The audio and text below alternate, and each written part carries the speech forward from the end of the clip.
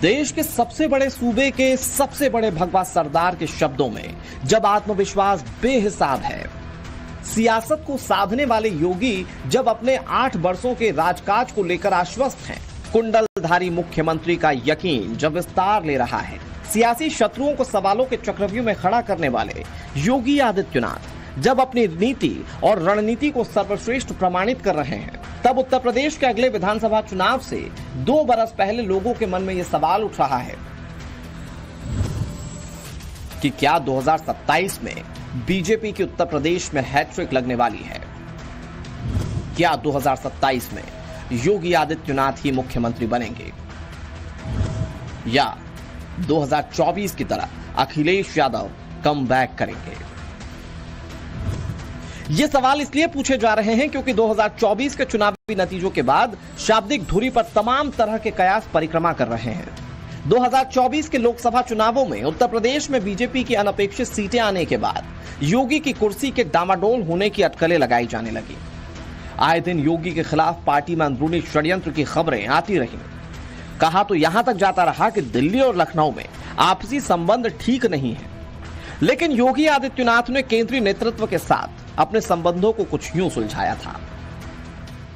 तो आप अपना रिश्ता किस तरह देखते हैं मोदी जी के साथ, अमित शाह जी के साथ और बाकी केंद्रीय नड्डा जी के साथ? जो 8 साल थे पहले थे वही रिश्ते आज भी हमारे लीडर हैं वो, और लीडर के रूप में हम लोग आज भी उनको वही सम्मान देते हैं।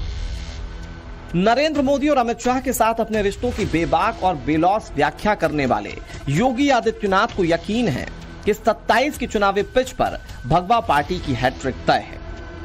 तो फिर तीसरी बार के लिए भी आप कोशिश करेंगे? मैं कोशिश नहीं करूंगा, हमारी पार्टी कोशिश करेगी। पर चीफ मिनिस्टर तो आप ही बनेंगे ना? नहीं, मैं क्यों बन सकता हूं? भारतीय जनता पार्टी का कोई भी कार्यकर्ता बन सकता है। योगी ने यूं तो खुद के मुख्यमंत्री बनाए जाने के सवाल से किनारा कर लिया, लेकिन गृह मंत्री अमित शाह ने भरी संसद में खड़े होकर योगी के तीसरे टर्म पर कुछ यूं मुहर लगा दी। वो भी रिपीट होने वाले। योगी के तीसरे टर्म पर गृह मंत्री अमित शाह ने यूं ही मुहर नहीं लगाई है। असल में 24 के चुनावी नतीजों के बाद जिस अंदाज में उत्तर प्रदेश के मुख्यमंत्री ने अपनी वापसी की है, उससे संकेत बहुत साफ है। 10 सीटों पर हुए उपचुनाव में कमबैक, जमीन पर पार्टी की सटीक रणनीति, हिंदुत्व की राजनीति का विस्तार और विकास की सौगातों की भरमार। असल में लोकसभा चुनाव में जोर का झटका धीरे से लगने के बाद योगी आदित्यनाथ पर अपनों के बीच से सवाल उठने लगे थे। उनका आत्मविश्वास भी डिगने लगा था, मगर कुछ महीनों बाद ही विधानसभा का चुनाव हुआ तो योगी ने साबित कर दिया कि वो क्यों पार्टी के लिए उपयोगी हैं।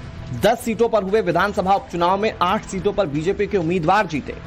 पीडीए पॉलिटिक्स वाले फॉर्मूले से जीत का समीकरण तैयार करने वाले समाजवादी पार्टी के पाले में केवल 2 सीटें आई। सीएम योगी आदित्यनाथ अब कहते दिख रहे हैं कि लड़ाई 80-20 की होने वाली है। 80-20 की लड़ाई, ये वही लड़ाई है जो अभी हाल ही में उपचुनाव के माध्यम से परिणाम आए हैं। 2017 में जो परिणाम आए थे, 2022 में जो परिणाम आए। तो हम तो यही मानेंगे कि 80 जो है वो हिंदू हैं और 20 जो है मुसलमान हैं। 80% वे हैं जो भारतीय जनता पार्टी और उसके एजेंडे को पसंद करते हैं।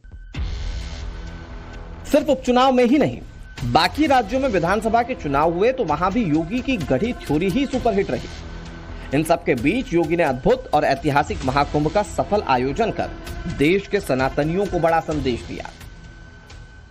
जो श्रद्धालु प्रयागराज आ रहा था वो विंध्यवासिनी धाम मिर्जापुर जाता था, बाबा विश्वनाथ धाम काशी जाता था, अयोध्या आता था, गोरखपुर जाता था, चित्रकूट जाता था, नैमिषारण्य जाता था या मथुरा वृंदावन जाता था। तो यहां का जो प्रेशर था वो प्रेशर हमें उन क्षेत्रों में भी देखने को मिलना था। महाकुंभ के आश्रय योगी आदित्यनाथ या कहिए कि बीजेपी 2027 की चुनावी तैयारी को विस्तार दे रही है। भारतीय जनता पार्टी महाकुंभ जैसे बड़े आयोजन को गांव-गांव तक पहुंचाने की कोशिश कर रही है। प्रयागराज में तमाम जिलों में लाए जा रहे गंगा जल को लोगों तक पहुंचाने में बीजेपी के कार्यकर्ता सक्रिय भूमिका निभा रहे हैं। वो हर सनातनी को संगम का जल उपलब्ध करवाकर 2027 से पहले एक तरह से अपने पाले में लाने की कोशिश करते दिख रहे हैं।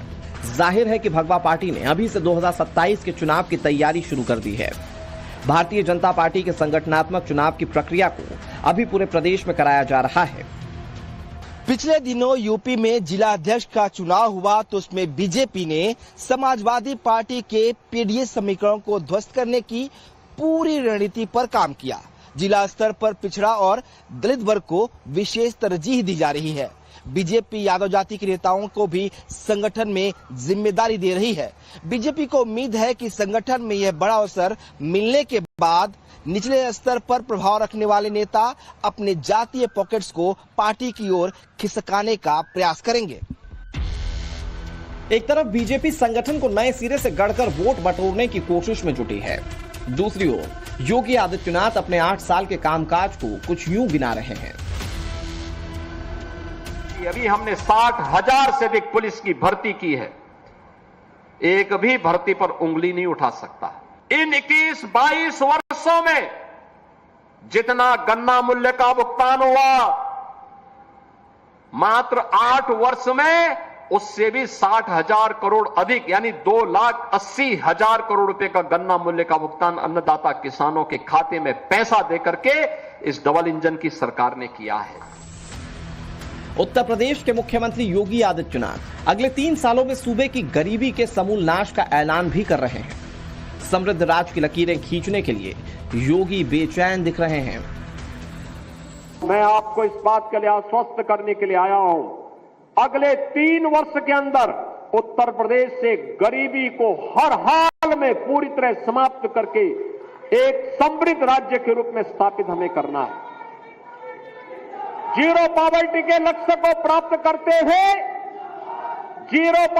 इस लक्ष्य को प्राप्त करते हुए उत्तर प्रदेश को देश की नंबर 1 की अर्थव्यवस्था के रूप में भी हम स्थापित करेंगे। सवाल यह है कि क्या वाकई पिछले 8 वर्षों में योगी ने उत्तर प्रदेश का कायाकल्प कर दिया? हालांकि योगी आदित्यनाथ सिर्फ विकास की सौगातों का जिक्र नहीं करते, बल्कि अपने हिंदुत्व वाली राजनीति को भी सुविधा अनुसार विस्तार दे रहे हैं। हालांकि पिछले दिनों संभल में जो हुआ उसके आश्रय भी योगी आदित्यनाथ ने बड़ा संकेत दिया है।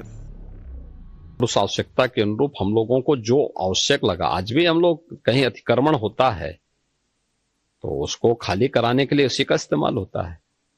तो बुलडोजर यह इंफ्रास्ट्रक्चर को भी दे सकता है और साथ साथ अतिक्रमण को भी हटा सकता है, और मुझे लगता है कि उसका इस्तेमाल बेहतर तरीके से हम लोगों ने करना सीखा।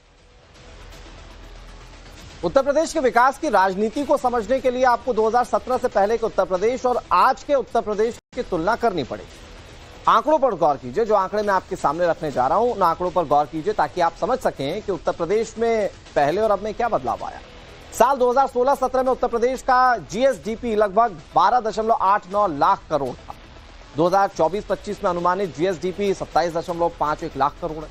2016-17 में प्रदेश की प्रति व्यक्ति आय मात्र 46,000 रुपए थी, जो कि साल 2024-25 में 1,24,000 रुपए हो गई। 2013-14 में 42.59% लोग गरीबी रेखा के नीचे रह रहे थे। साल 2022-23 में यह आंकड़ा घटकर 17.40% पर आ चुका है। 2016 में उत्तर प्रदेश हत्या में नंबर 1 हुआ करता। साल 2022 में उत्तर प्रदेश हत्या के मामले में 28वें नंबर पर आया। 2017-18 में 122.84 करोड़ रुपए का डिजिटल ट्रांजैक्शन उत्तर प्रदेश में हुआ। 2024-25 में दिसंबर तक यह आंकड़ा 1024.41 करोड़ तक पहुंच चुका है, यानी कि इतने का डिजिटल ट्रांजैक्शन हुआ। अप्रैल 2000 से जून 2017 तक 3,303 करोड़ रुपए फॉरेन डायरेक्ट इन्वेस्टमेंट के जरिए उत्तर प्रदेश को मिले थे, और अप्रैल 2017 से सितंबर 2024 तक की बात करें तो 14,008 करोड़ रुपए से ज्यादा का एफडीआई अब तक आया। जाहिर पिछले 8 सालों में योगी राज में कई बदलाव हुए और इसी का जिक्र योगी आदित्यनाथ अपनी सरकार के प्रचार को लेकर कर रहे हैं। वक्फ और उसकी संपत्ति पर कब्जे को लेकर भी योगी आदित्यनाथ आक्रामक हैं। उन्होंने वक्फ को लेकर बने कानून के बहाने कुछ यूं हमला किया। अब वक्फ बोर्ड के नाम पर जमीनों पर कोई डकैती नहीं डाल सकता है। लूट खसोट नहीं हो सकती है, चौराहे की जमीनों पर कोई कब्जा नहीं कर सकता है। अब सार्वजनिक संपत्ति जो भी होगी, जो राजस्व की भूमि होगी, उसका उपयोग विद्यालय बनाने में, चिकित्सालय बनाने में, कॉलेज बनाने में, मेडिकल कॉलेज बनाने में, ऐसे बैराज बनाने में, गरीबों के लिए आवास बनाने में ही उसका उपयोग होगा। योगी का यही अंदाज समाजवादी पार्टी को अखर रहा है। अखिलेश की पार्टी कह रही है कि योगी की वजह से इंडिया पूरी दुनिया में बदनाम हो रहा है। सूबा जो है उत्तर प्रदेश जिस तरह से चल रहा है, पूरी दुनिया में भारत की सरकार बदनाम हो रही है। इतना आयोग इनएफिशिएंट मुख्यमंत्री उत्तर प्रदेश के इतिहास में नहीं हुए। औरंगजेब ने भी हमारे भारत के हिंदुओं के साथ ऐसा बर्ताव नहीं किया था जो आदरणीय मुख्यमंत्री जी कर रहे हैं। इसलिए गृह मंत्री श्री अमित शाह जी को पार्लियामेंट में बात तो बनानी थी, लेकिन उत्तर प्रदेश के डिप्टी सीएम भाजपा के विधायकों को भी मालूम है कि होने वाला क्या है। तीसरी दफा योगी की सत्ता में वापसी पर समाजवादी पार्टी नागपुर डील के जरिए प्रहार कर रही है, तो कांग्रेस पूछ रही है कि भरी संसद में अमित शाह को सफाई क्यों देनी पड़ रही है। अमित शाह जी कह तो रहे हैं कि योगी जी को रिपीट करेंगे या उन्हें बनाए रखेंगे। सवाल तो उससे बड़ा है ना कि ये बात आ ही क्यों रही है। इसका मतलब कहीं ना कहीं आपके यहां इंटरनल कुछ विभेद हैं, कुछ मतभेद हैं, और जिसको लेकर लगातार ये चर्चा होती रहती है। बीजेपी विरोधी पार्टियां योगी के जरिए भगवा पार्टी पर पलटवार कर रही है। 2027 में इंडिया अलायंस के लिए रास्ता बनाने में जुटी हैं। मगर जिस तरह बीजेपी, या यूं कहिए कि योगी ने चक्रव्यूह तैयार किया है, जिस तरह से हिंदुत्व के साथ साथ संगठनात्मक रूप से रणनीति बन रही है, उससे योगी का आत्मविश्वास बढ़ रहा है। उसी को देखकर शाह भी योगी के तीसरे टर्म की गारंटी दे रहे हैं।